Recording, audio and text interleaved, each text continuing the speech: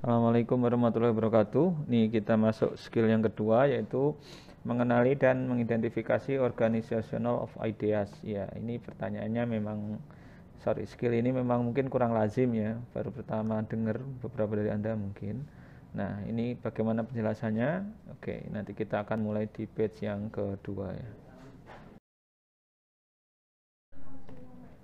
Skill 2, mengenali dan mengidentifikasi organizational of ideas. Nah, ini inti dari skill 2 ini adalah mengenai pertanyaan hubungan atau korelasi antara satu ide pokok paragraf dengan yang lain ya. Jadi satu ide pokok paragraf dengan yang lain hubungannya bagaimana atau korelasinya bagaimana. Nah, ini masih dalam satu teks, tapi ya bukan beda teks tentu saja ya. Dalam satu teks itu hubungan antar paragrafnya apa atau korelasinya bagaimana. Nah, akan kita lihat juga yaitu di ini kolomnya. Nah, sayang sekali kolomnya ini nggak bisa masuk di page yang kedua, jadi kita akan teruskan di page yang ketiga ya, mengenai organization of ideas ini ya. Oke, kita sekarang lihat ya, fokus pada bagannya, yaitu bagan organization of ideas. Nah, di sini yang kita mulai dari yang bagan pertama dulu, yang kolom 1. Bagaimana cara mengidentifikasi pertanyaan-pertanyaannya? Nah, jadi apa sih pertanyaan-pertanyaannya mengindikasikan gitu, bahwa ini adalah menyangkut organizational of ideas ya. Di sini disebutkan ada dua contoh pertanyaan yang lazim ya.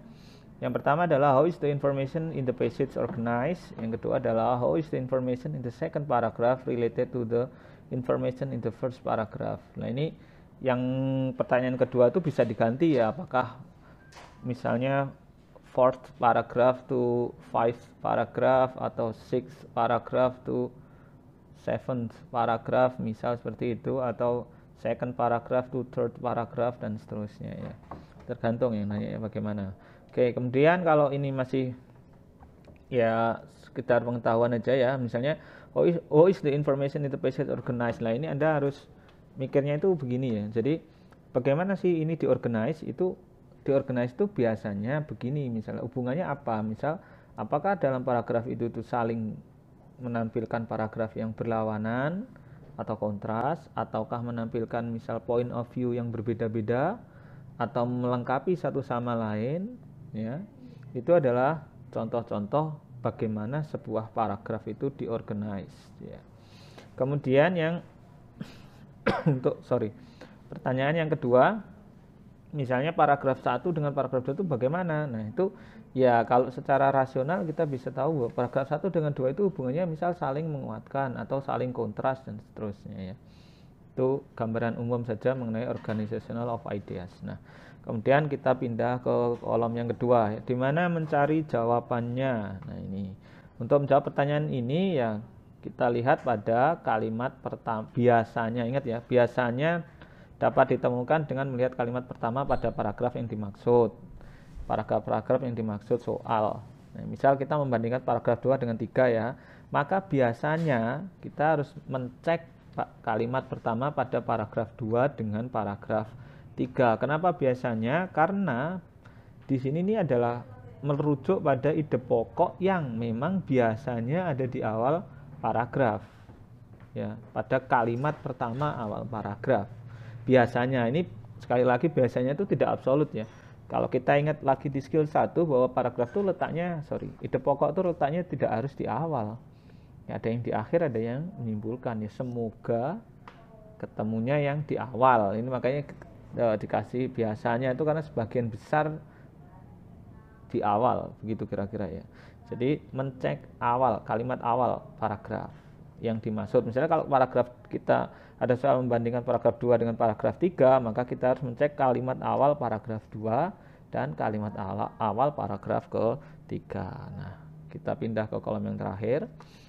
Bagaimana cara menjawab pertanyaannya? Nah, ini bacalah baris pertama setiap paragraf. Jadi we have to read the first sentence in every paragraph. Ya, kalau yang misalnya how the information in the passage organized itu kita memang harus checking every paragraph in that passage ya. Jadi mengecek semua paragraf, setiap paragraf di passage tersebut, di teks tersebut ya.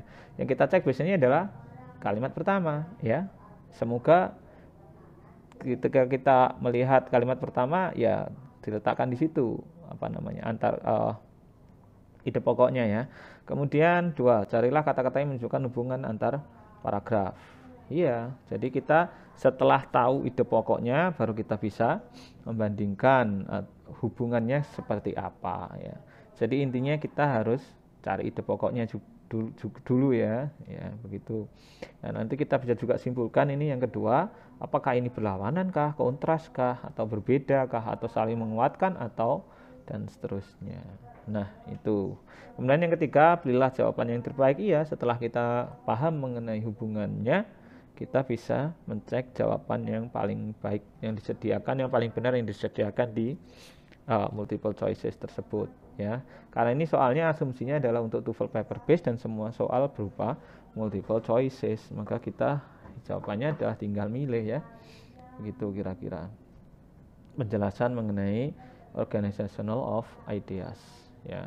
Nanti kalau ada pertanyaan silahkan sampaikan di grup seperti biasa, dan jangan lupa nanti untuk mengerjakan exercise-nya ya.